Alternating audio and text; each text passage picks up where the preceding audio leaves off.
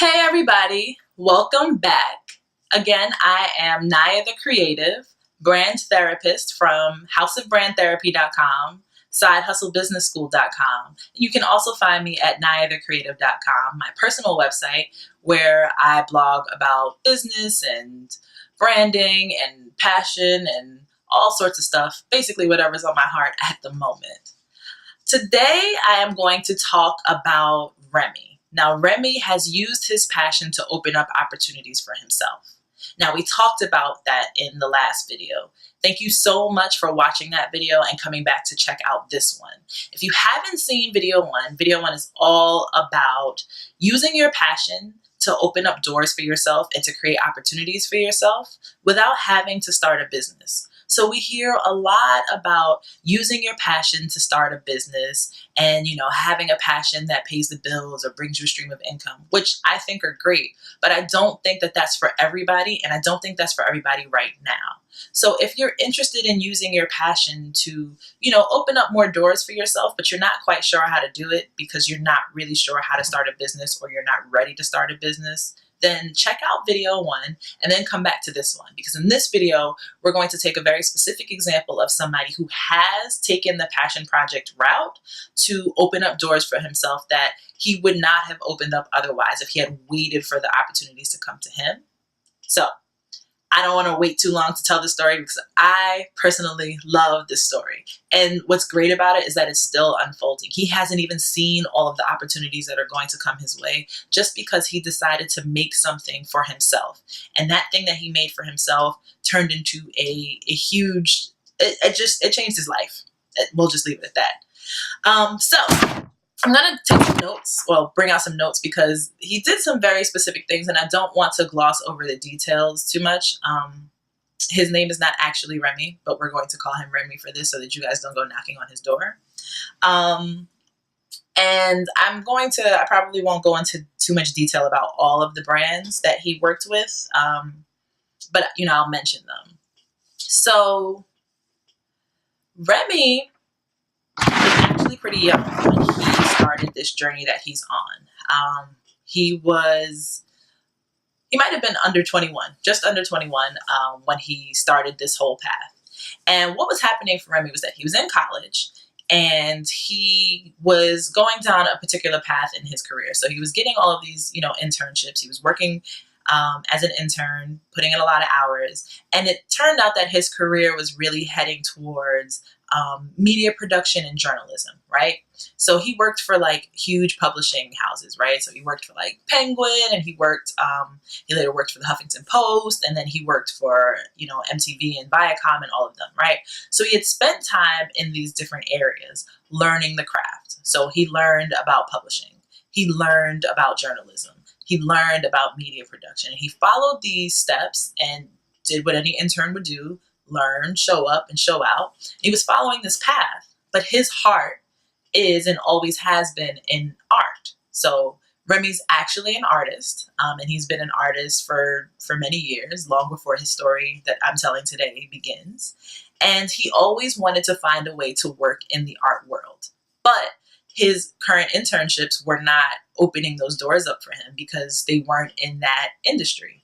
And if you know anything about the art world, it's kind of its own little ecosystem. So, you kind of have to know somebody or, come from a certain school. There are certain ways in, and he didn't really meet the description of, the kind of person that typically comes out of college and goes into the art world, right? And he wasn't really sure how he was going to break into that exclusive industry.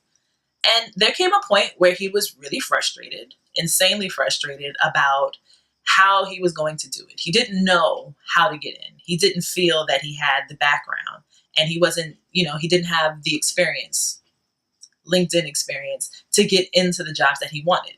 So what did he do? He started a passion project. This project is called Project 24. And what he did, and I'm telling you the name of it because I'm going to tell you how it works and the name ties in. So what he did with this is that he started interviewing and following artists for 24 hours. He chose 24 artists 24 hours he would spend with them, and he would record them. He would document the process. He would write about it. He would make a video about it.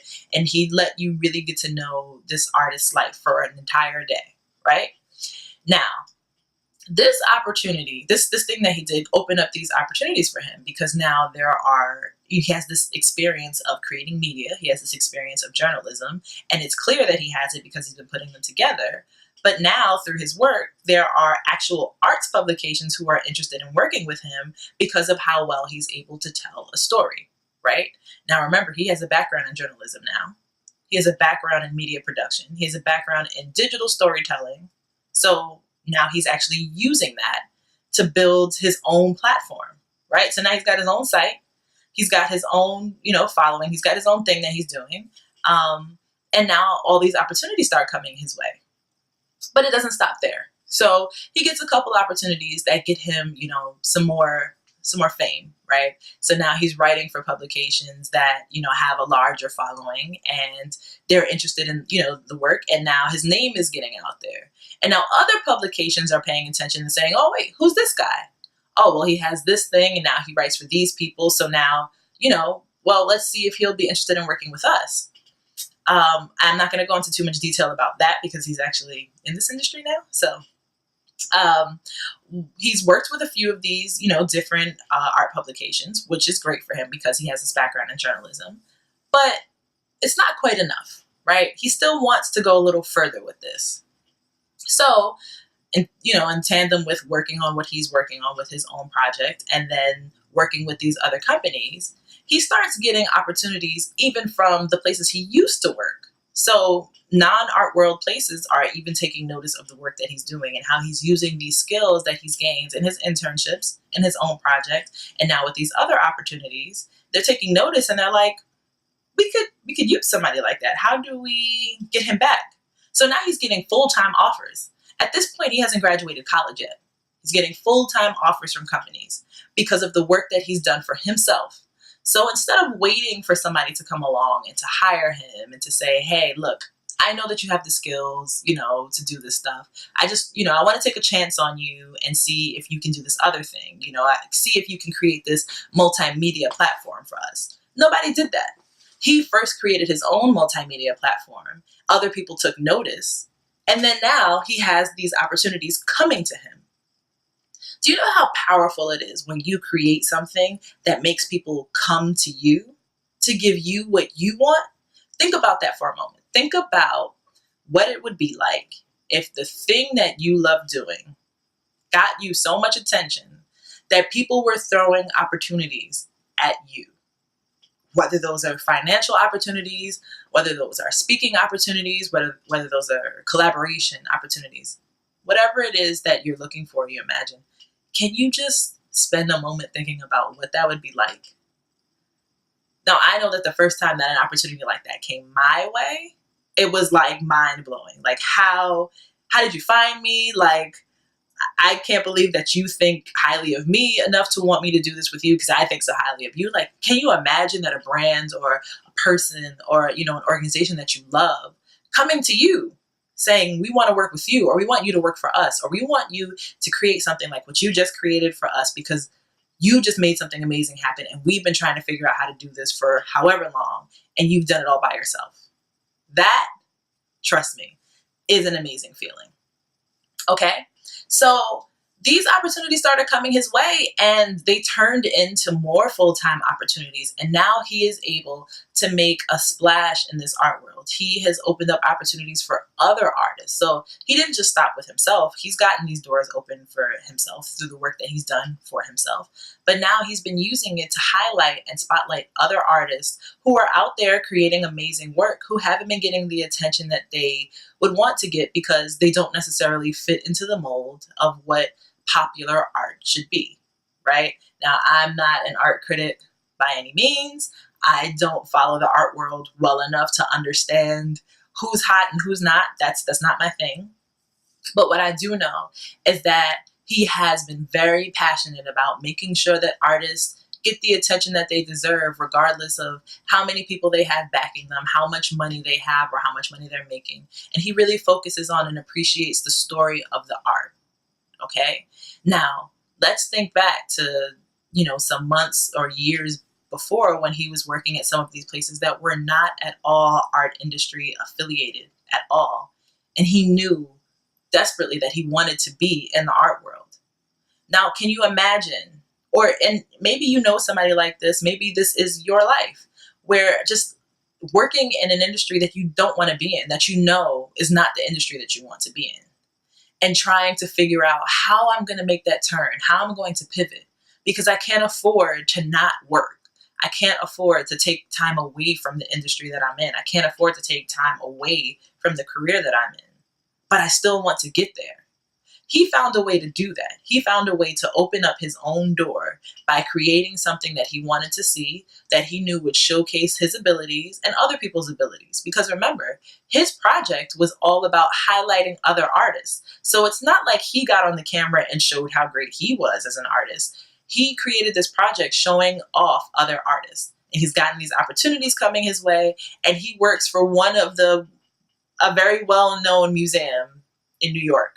And that's all I will say. But he's doing some very big things there.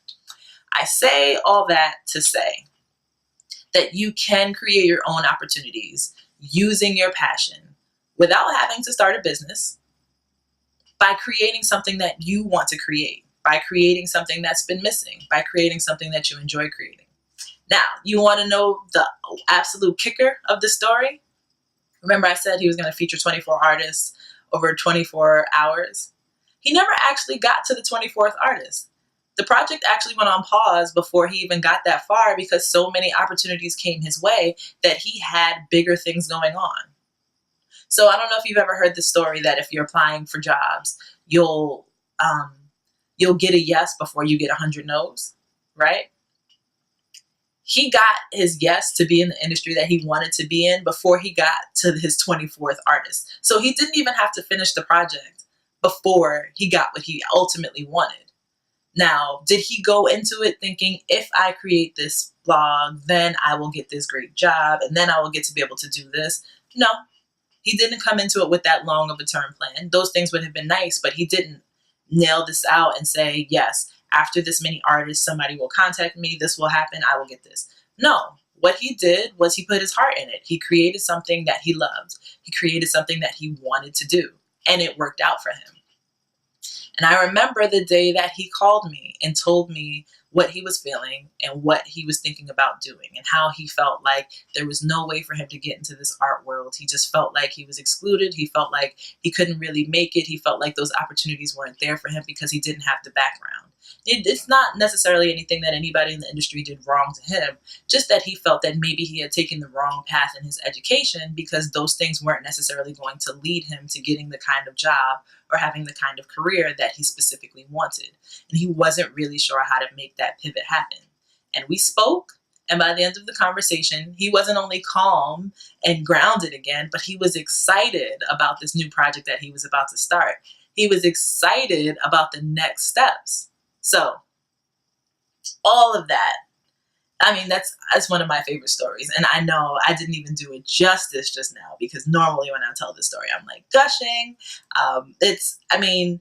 To me, it's amazing how he just decided to commit to his passion, and that turned his life around. It didn't cost him a ton of money. I don't even know that it costed him much money at all, honestly.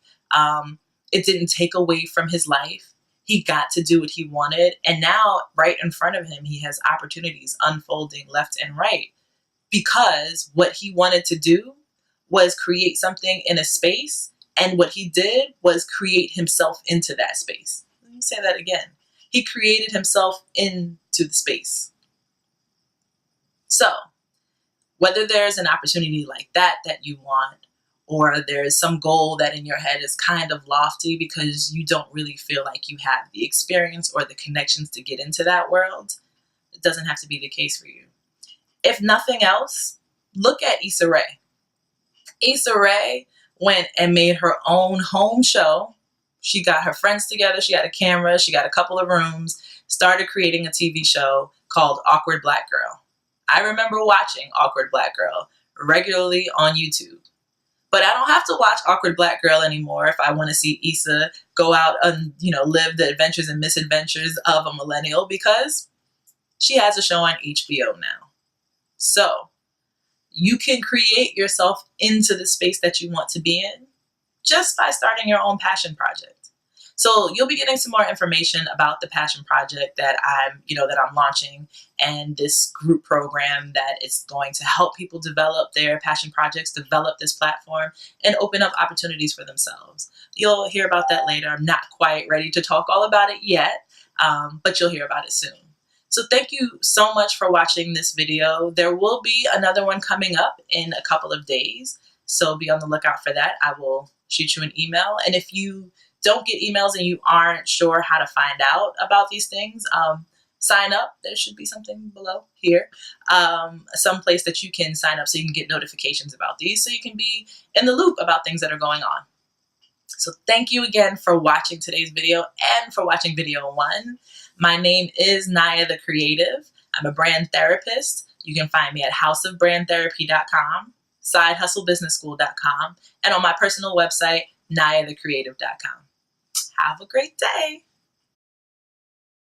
Before you go, I would love for you to comment below with 1 to 3 things that you would love to manifest with your passion project. So if you were listening to the story and you were thinking, oh my gosh, it would be great if I launched my passion project and then this happened, or these 2 things happened, or I got to meet this person, right? What would those things be? So if you have 1, comment that. But if you have more than 1, if you have more than 3, comment as many as you feel like sharing. But I would love to hear what you're thinking and where your mind is going, what kind of ideas you're brewing up because of this.